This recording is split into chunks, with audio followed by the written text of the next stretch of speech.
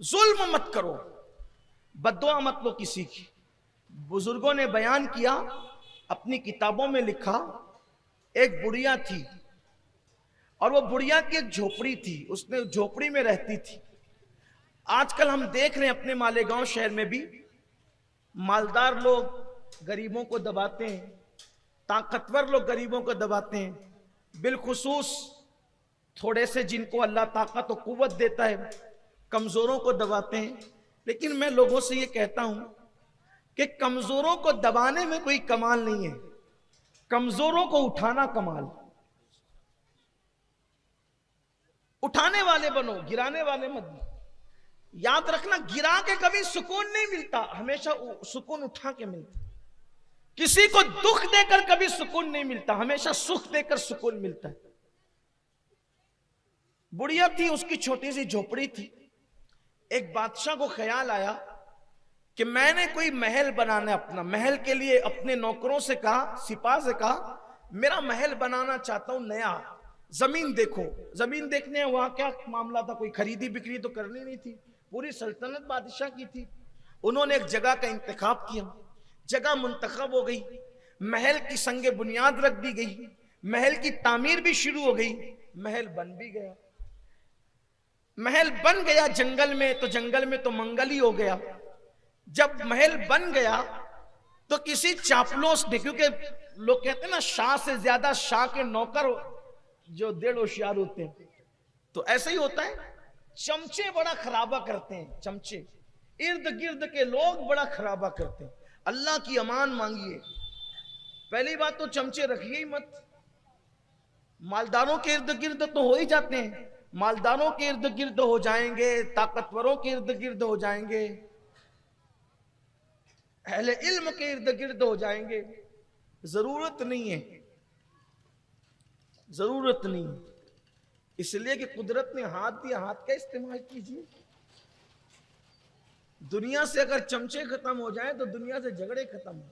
हाँ, चमचों से खाने वालों के मुंह जलते हैं, मुंह याद रखना। इसलिए कि हाथ से खाओगे ना तो हाथ बताएगा कि कितना गरम है कि नहीं गरम है, चमचा कभी नहीं बताएगा। चमचे ने तो बताना ही नहीं, कि उसका काम ही नहीं। वो तो चमचा रहता कुछ है, बताता कुछ। चमचे की तारीफ ही है। इसलिए आप घर में हो तो भी चमचे मत पालो।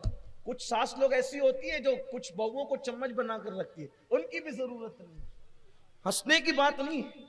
कुछ लीडरान ऐसे होते हैं जो लोगों को चमचे बना के रखते हैं, कुछ अहले इल्म ऐसे होते हैं जो कुछ लोगों को चमचे बना के रखते हैं। इनकी जरूरत नहीं है, समाज को जरूरत नहीं।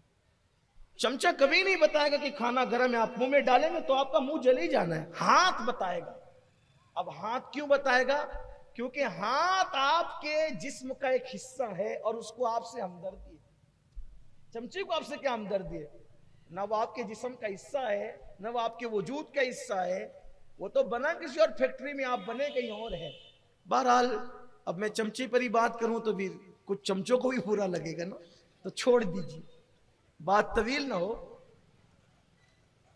तो बादशाह के किसी चमचे ने कहा, बादशाह आपका महल तो बड़ा खूबसूरत है, लेकिन ये बाजू में ये बुढ़िया की झोपड़ी जरा अच्छी नहीं लगती, ये झोपड़ी अच्छी नहीं लगती। बादशाह ने कहा कोई बात नहीं। अब बादशाह के लिए क्या था झोपड़ी हटाना।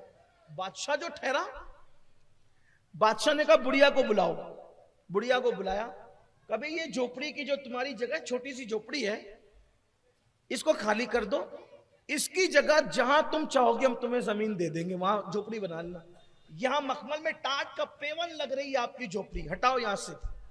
बुढ़िया ने कहा बादशाह मेरी जिंदगी के जवानी से लेकर अब तक का वक्त मैंने गुजार दिया इस झोपड़ी में, मेरा दिल लगा है, मैं बूढ़ी हो गई हूं, बहुत दिन में जी नहीं सकती, मैं बहुत दिन नहीं रहूंगी, थोड़े दिन बर्दाश्त कर लो। अब मैंने खरीदा ये जगह, मैंने किसी जगह पे कब्जा नहीं किया है, मेरा हक है इस जमीन पे, इसलिए थोड़ा बर्दाश्त कर लीजिए, मैं मर जाऊंगी फिर सब आप ही का होगा, मैं ये जगह छोड़ के नहीं जाऊंगा।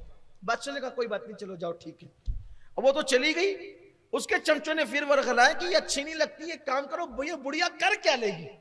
याद रखना, हर जुल्म करने वाला ये सोचता है कि ये कर क्या लेगा, वो कुछ नहीं करेगा, वो कमजोर है, वो कुछ नहीं करेगा, लेकिन उसका जो रब है वो बहुत ताकत वाला है, ये मत भूलना कभी। जुल्म करने वालों को ये कभी मत नहीं भूलना चाहिए कि इंसान कमजोर है, मगर उसका रब, उसका खुदा बहुत ताकत वाला है, वो बहुत कुव्वत वाला है, वो बहुत गैरत वाला है।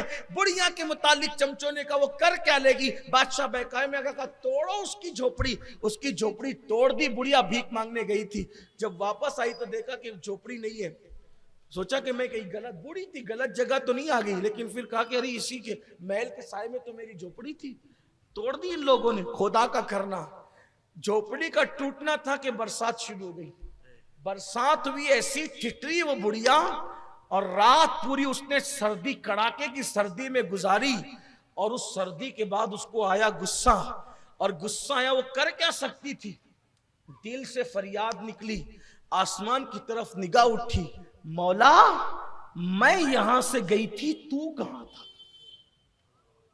उसके मजलूम के, अल्लाह के रसूल अलैहिस्सलाम फरमाते हैं, मजलूम की दुआ और अल्लाह रब्बुल इज्जत की इजाबत में कोई पर्दा नहीं होता। इधर मजलूम के मुंह से दुआ और बद्दुआ निकलती है, और उधर इजाबत इलाही से टकरा जाती है। अल्लाह अकबर।